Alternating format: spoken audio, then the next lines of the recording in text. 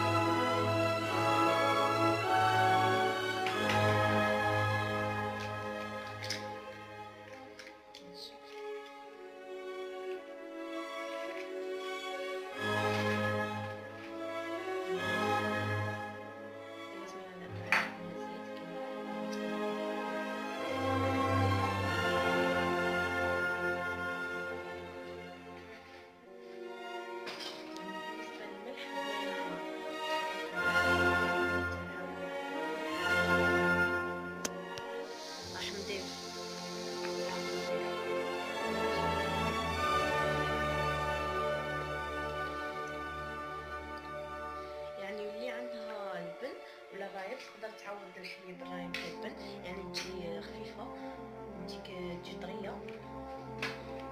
راح نضيفو عندنا الفرينة. هنايا كنا ضفنا القليل من الملح مع الفرينة،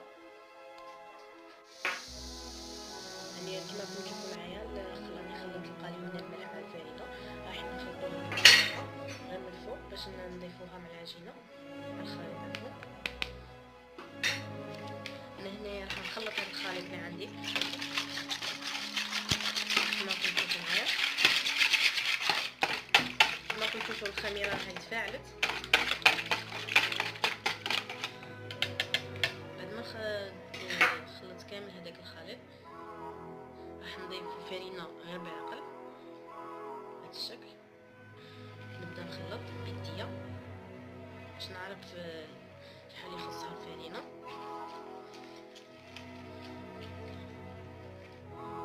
نبدا نضيف غير بشويه بهذا الشكل. يعني هي سريعة الاختمار، يعني راح تشد لنا من الوقت حوالي ماشي بزاف، حوالي نصف ساعة على الأقل، نصف ساعة. يعني اللي تحب تخليها ساعة تبدا تخدم بيها كما تشوف معايا. يعني هاد العجينة صالحة لكل، يعني اللي تحب دير بريوش ولا تحب تضيف لها فقط القليل من السكر الشكل. نزيدو نضيف الفرينة. انا هنايا مازال ما تلمدتش العجينه. نضيف، يعني هنا راني نلاحظ بدات تتلم خلاص. راحش نضيف لها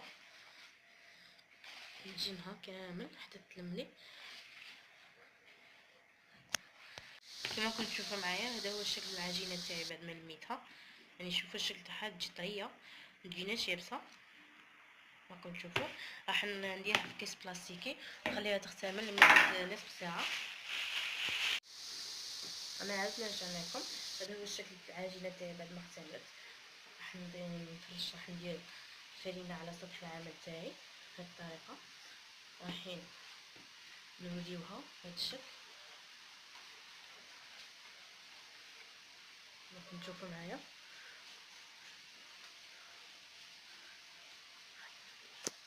بعد ما كنت روليت العجينه تاعي قطعتها على شكل هذه القطع، يعني يكونوا صغار كما راكم تشوفوا معايا. وكنت حضرت الحشو من قبل. هنا الحشو اختياري، يعني كل وحده واش تحب دير، كل وحده واش كان عندها في البيت. انا هنايا كان عندي شويه من اللحم المفروم، عندي قليت شويه بطاطا قطعتها الى مكعبات، وعندي هنايا شويه تاع الحليب باش ندهنوا بها السوفلي تاعنا بعد ما يطيب. هنايا عندي كريمه الجبن اللي كنا حضرناها من قبل، اللي كنتو شاهدتوها معايا في فيديو سابق. بسم الله الرحمن الرحيم. اليوم راح نبداو نرشو فرينه على سطح العمل، نحلوها يعني قليلا، محلوهاش بزاف، شويه فقط على الشكل دائري بهذا الشكل كما راكم تشوفوا معايا. راح نحلوهم كامل كما راكم تشوفوا، راح نحلوهم كامل بنفس الطريقه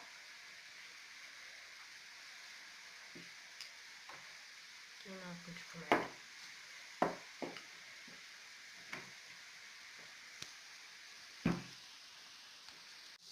شوفوا معايا نعمل كامل هذا، يعني منعملوهاش بزاف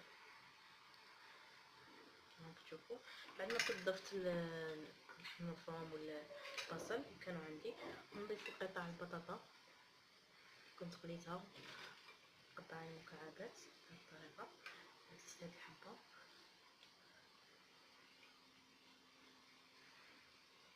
ندير هذوك القطع البطاطا اللي كانوا عندنا بهذا الشكل، يعني وجبه خفيفه العشاء يعني الطريقه. بعد ما ضفت راح نضيفو عجينه عفوا كريمه الجبن كما راكم تشوفوا معايا. كنت صنعتها من قبل معاكم، نديرها بهذه الطريقه. يعني هذه العجينه هذه كريمه الجبن، يعني بعد ما طيب الشرب معانا الميني سوفلي راح تذوب في وسطها كما تشوفوا معايا. راح نكملهم بهذه الطريقه. نعاود نرجع لكم كما راكم تشوفوا معايا. بعد ما كنت كملت كامل هذيك الكميه، درتها في البلا ودهنتها بالحليب، يعني بالحليب ندهنوها بالحليب ماشي بالزبده وماشي بالبيض بهذه الطريقه، وزينتها بالسانوج. راح نديرها طيب يعني بعد ما كنت طبعا نسخن في الكوشه من قبل، ونلتقي بصحن التقديم ان شاء الله. كما تشوفوا معايا هذا هو الشكل الاخير تاع الميني سوفلي تاعنا. شوفوا كيفاش جا، يجوا روعه ما شاء الله. يعني شوف معايا، راح نقسم حبه معكم شوفوها كيفاش جات من الداخل. بسم الله، شوفوا كيفاش تجي روعه ما شاء الله.